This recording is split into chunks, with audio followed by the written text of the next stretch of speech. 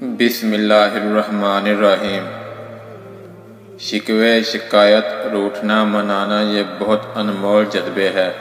ان جذبوں کو ہم ہر شخص پر نہیں لاد سکتے۔ یہ وہی جنم لیتے ہیں جہاں رشتوں پہ ایمان ہو، یقین ہو اور ہاں دوستی ہو یا محبت۔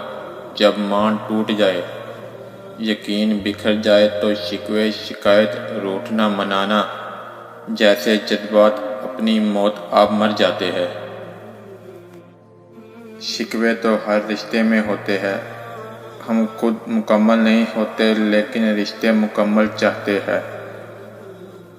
اللہ تعالیٰ جو آپ کو نہیں دے رہا، اس پہ شکوے کرنے کی بجائے اپنے دامن کو دیکھو کہ جو نعمتیں آپ کو دی گئی ہے، کیا آپ اس کے لائق اور حقدار ہیں؟ صبر میں شکوہ نہیں ہوتا، بس خاموشی ہوتی ہے، اور اس خاموشی کا شور بس اللہ پاک کو سنائی دیتا ہے۔ لوگوں سے یاد کرنے کا شکوہ مت کرو، کیونکہ جو انسان اپنے رب کو بھول سکتا ہے وہ سب کو بھول سکتا ہے۔ کسی بھی رشتے سے شکوہ، شکایت اتنی کرے جو قابل برداشت ہو، ورنہ ضرورت سے زیادہ شکایتیں وقت کے ساتھ رشتوں کو بوجھ بنا دیتی ہے۔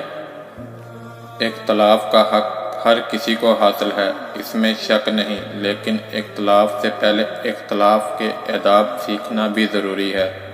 وقت، لہجہ، الفاظ سب سیکھنے ہوتے ہیں۔ زمانے کا شکوہ نہ کرو بلکہ خود کو بدلو، کیونکہ پاؤں کو گندگی سے بچانے کا طریقہ جوتا پہننا ہے، نہ کہ سارے شہر میں قلین بہچانا۔